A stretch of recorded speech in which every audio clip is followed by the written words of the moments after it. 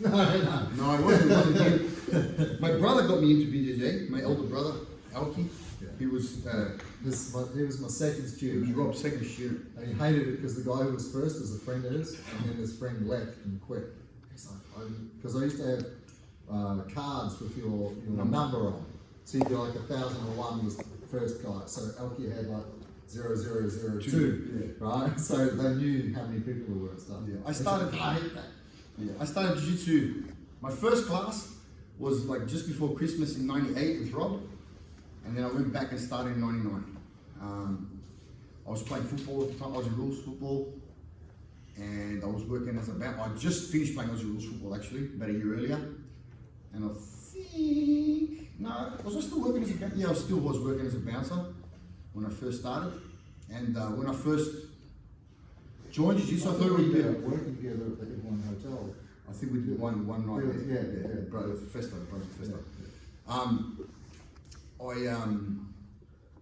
At the time I was working as a bouncer and I only knew how to box, so that wasn't the ideal skill. The only skill, it wasn't the ideal only skill to have when you're asked to remove people. And as soon as I said no, all I had was hammers. So like, okay, you said no, boop, boop, now you're going. So that wasn't ideal because there was a few times I had to try and remove people, and it ended up getting uglier than it needed to be. But I thought I'll go learn some skills, and I started jiu-jitsu, and I was very competitive when I was young, and it was a very different. I got a photo of you in a white belt with a gold medal after 6 months. Yeah, 6 months. First tournament gold medal. Yeah, I was very competitive. I was super.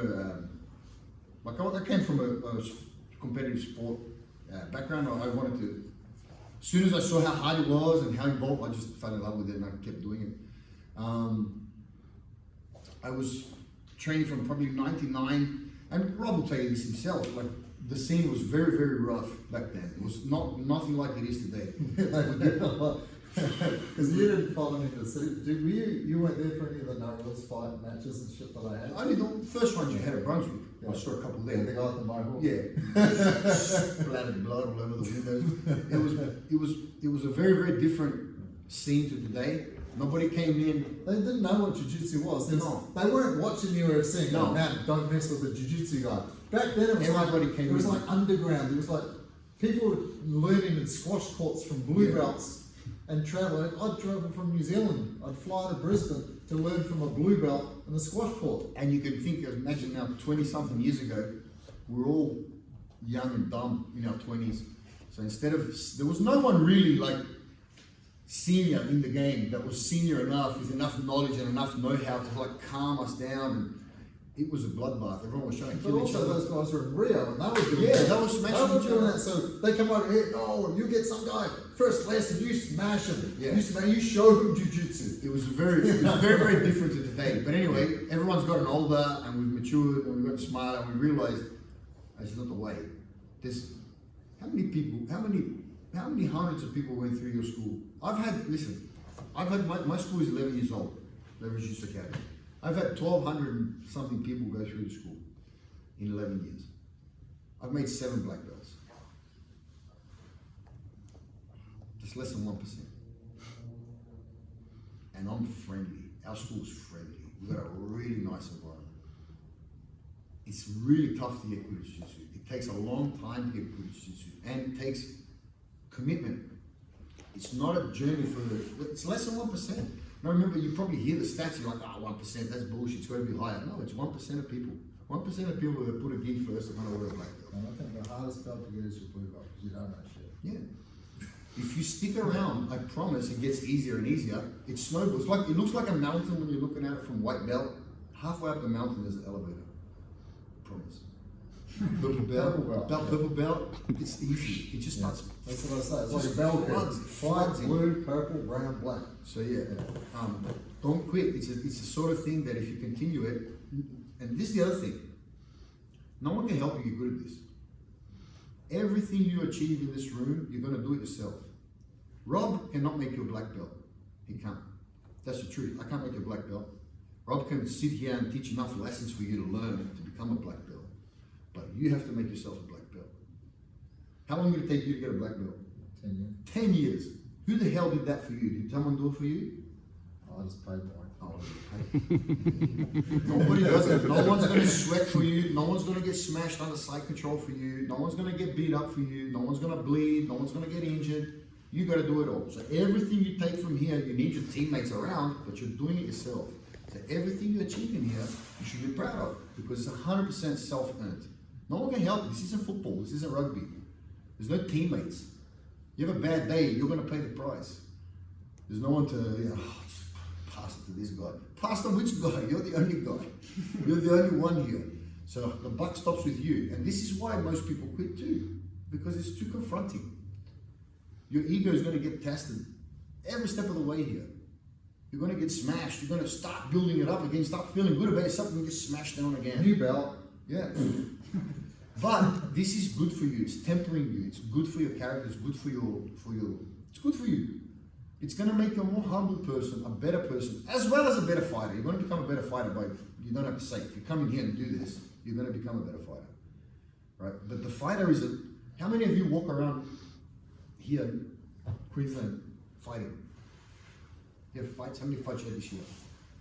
How about you? How many fights you had? None. None? Last year? No. None? The year before?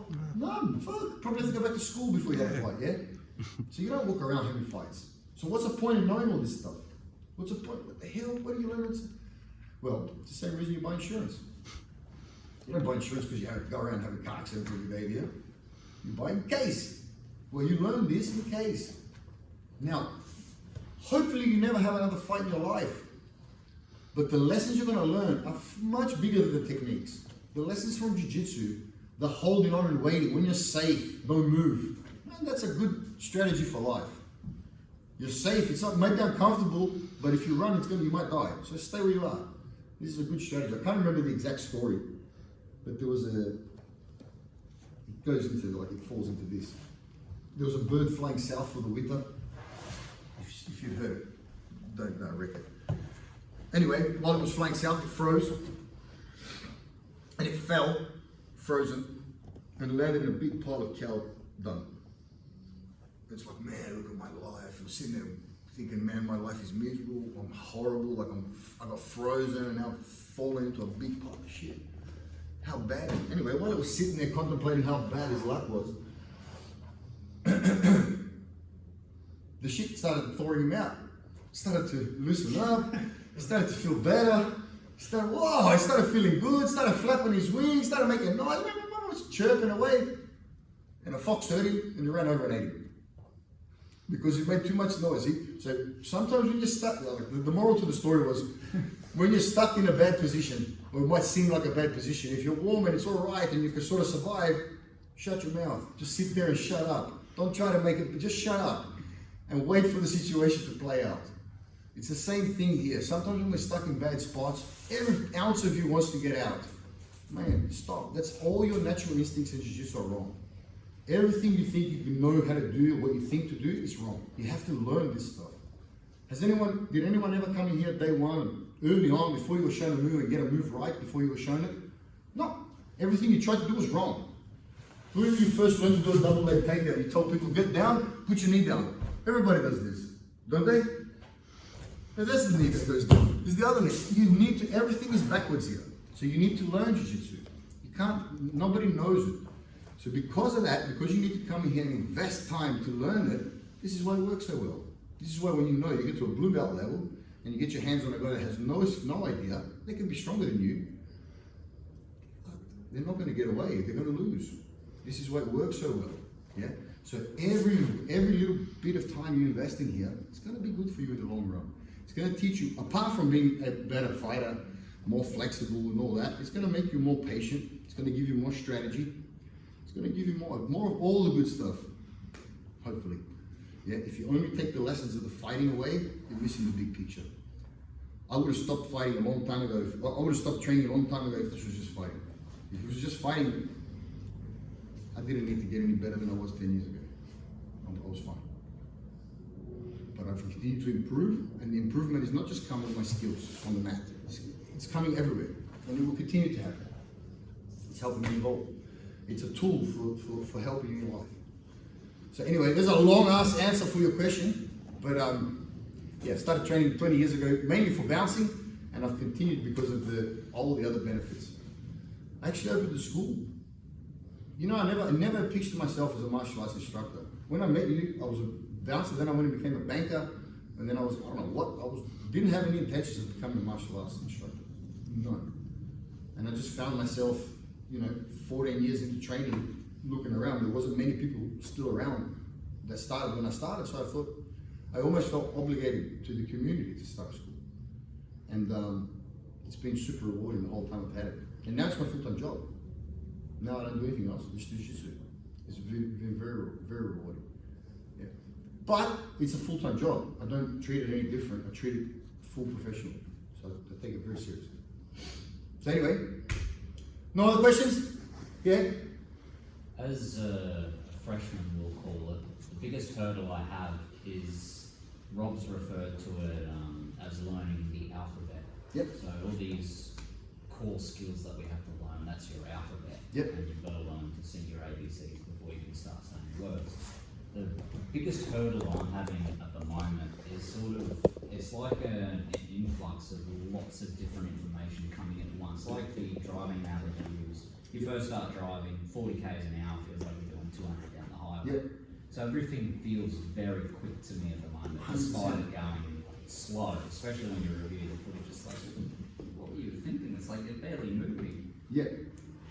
Is there a way to overcome that, or once you do the time? There is, time will make it easier, but you guys have a curriculum here that you work off. You have a copy of the curriculum? Yeah. So familiarize yourself with the curriculum. But then one thing I do that works really well in my school and helps the white belts, because we have so this is a pretty new club. My club is pretty well established. There's a big cross section of belts. So I've got black belts, brown belts, there's all levels on the mat. And I was having a similar problem with my white belts, and they were getting lost in the mess. So what I've done now is that we focus 1 month at a time. Our free training, 1 month at a time, is from one position. Only one position. Yeah, I tend to focus on like fortnights. So we do one thing for a fortnight. But that's it. Like that's all they do for like a fortnight, whatever. A month. I do a month at a time. So you'll only be doing, when you came to you do your drills, your normal curriculum class, your drills, your drill moves. Then when you came to your sparring time, you're only fighting from one position for the whole month. So you're going to fight from the guard. Someone's going to try and pass, or you're going to try and pass. Once that happens, it's over. You go back and do it again. If you're below 3-stripe white belt, that's how you train. You train positional sparring only. And the reason I do this is because if you do a random night of sparring and you spar through all aspects of jiu-jitsu, how many side mount escapes will you probably get a chance to effect? Almost nil. Maybe none, I reckon, because by the time you even recognize you're there and start thinking about, okay, I've got to put my hand, boop, the guy's moved, correct? And you're like, fuck, next time he's there, I'll remember. And next time he gets there, he's only there for a second, and by the time you remember what to do, he's gone. And you're like, damn, I'm never going to change. And then you start trying to force your moves. So what happens now, if we go for a whole month, the guy's just in side mount. How many side mount escapes do you reckon you're going to get a chance to try? He's just starting there the whole time. If he beats you, he goes back there again. So at the end of a 5-minute round, you'll have done 5 or 6 with one guy. And at the end of 30 minutes, 5 rounds or 6 rounds, you'll have done 30 or 40. At the end of a month, you'll have done 900 if you come in 30 days. Yeah. Well, you've done a bunch. You'll have done 150, 200 side mount escapes live. Forget it. If you mount, you stop, back. You're lost. Next month, we'll do the mount. What this does is it trims off, because what happens when you're grappling and you're a white belt, there's too much noise. You're like, he's going to pass my legs, and then he's going to go to side mount, and in your head, you're racing through all these scenarios, and you can't calm your brain down. So let's just cut everything else away and just look at one picture. Next month, next picture. Next picture. Once you've done a year of that, go and put the pictures together. You'll be finding it here. Early days, this is one thing that can mess people up if you grapple, full gamut grapple too soon. Full gamut means the whole game. You start shaking hands and you just grapple, like he's trying to pass, I'm trying to sweep, side mount, mount. If you don't know the positions themselves properly and you start grappling with everything, it's a recipe for disaster, a recipe for injuries. I'm telling you, I've been doing this for a long time and I've seen it. I've seen guys getting injured, because as soon as he goes to an area where you're not confident, you go tense. And then you're like, you're gonna hurt yourself. Whereas if he starts here and is there, maybe attends for 5 minutes, 10 minutes, and after 5 days of the same position, you're going to start to get a rhythm. Remember the little video game analogy I gave you with the crocodile? Imagine that's all you had to do for 3 weeks, you jump that crocodile.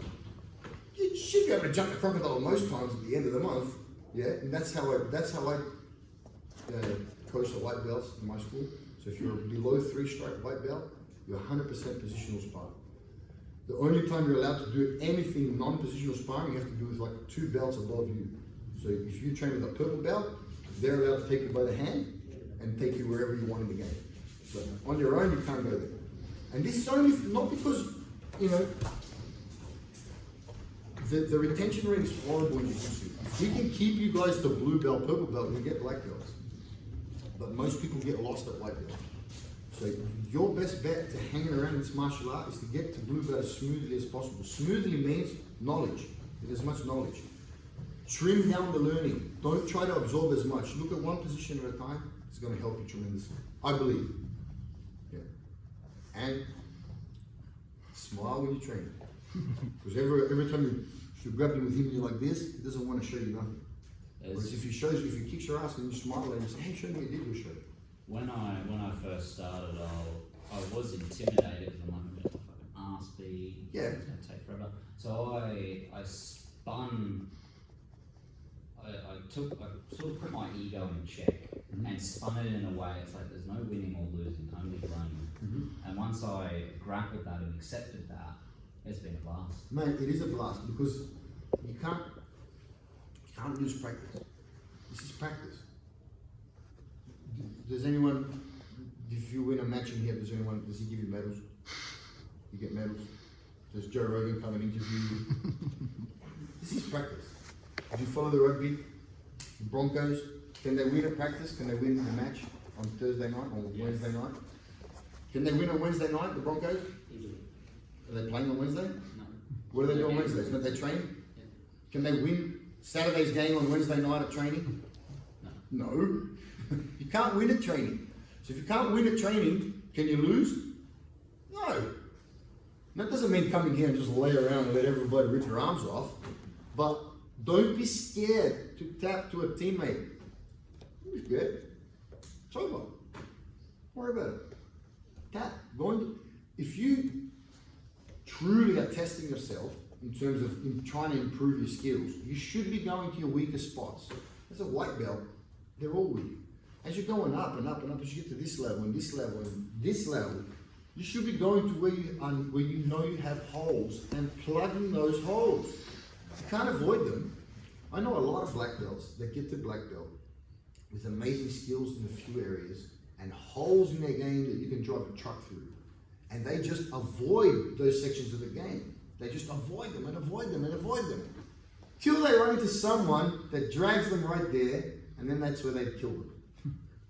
There's nothing worse than if you then they'll have a too big an ego to ask about that. To do it, to fix it, and they quit. They hang up the gig. It's all over. Or they just go back to their strength and go smash people with their strength and pretend it doesn't happen. Yeah, this is not the case. If you're going to be a true practitioner, you should be seeking to improve every session. Every session. I'm not coming here to fight people. We're going to do that anyway. I'm not coming here to beat him or him or him, her or anyone. I'm coming here for Phil. The rest of you are my teammates. You're here so I can use your bodies and then I'm going home. No one else is paying the fees. No. No one else can do this for you. This is 100% selfish. I know you're in part of a team and you need other bodies, but you're going to get the belt on your own. And it's going to be 100% your own effort. This is an individual sport, individual pursuit. Just keep it in mind. So always train the best for you. And if you trim down what you're trying to learn, like just trim it down a little bit. There's 5 big positions in jiu-jitsu. That's it. Get an idea of how to set up from each of them. Side, mount, back, half guard, and the guard. Understand those positions, where you want to be. That's it. Just have a start point from each of those positions. Every day I get on the mat, on the same. Like on the occasion I choose to roll, you know, and especially the guys that roll with a lot, like Rain will know, like I'm working on a particular move and I'll just be like, it'll be that all week long. It'll be arm bars all week long, or it'll be this all week long. you know, and like, I don't just like randomly go, all right, let's roll. And if you want, my turn the brain off, like I've always got something I'm working on. my biggest tip for any beginner is get good at escaping. Get good at escaping. All the bottom positions. Learn how to negate the pressure and escape those positions. That's the first things you want to learn. Attacks you can learn later. Because if no one can, If you can't be escape held everything, you can't get beaten. and you're always in the game, you're always in the fight. So that should help you. But just trim it down. Don't try to learn so much at the start. At the start, you're like a funnel. Doesn't matter how much you put in the top of a funnel, only so much is going to come through. Yeah? So don't try to absorb too much early on. Come do your curriculum classes and then have one objective for 3, 4, 5 weeks at a time. Then put it away and do another one. And maybe you implement it as a club. I don't know, do whatever you want. But that's it. You think about it for yourself. Anything else? You can ask anything you want. Jiu-jitsu questions, no. Tax questions or taxation. No? Thank you very much. We'll get a photo. Yeah. We'll line up and bow out. The people that have to go can go. If you want to stay and roll for half an hour or so, then you're welcome to stay and roll because you're sitting in the geese, you might as well do something with it, right? Yeah. I hope you guys enjoyed it. I hope you got something out of it. It was my pleasure to meet you all. If you're ever in Melbourne, leverage Jiu-Jitsu Academy. Come and look it up, come down and find me, and you'll all be welcome with open arms. All right, thank you very much for coming. It was a pleasure meeting you all. Thank you.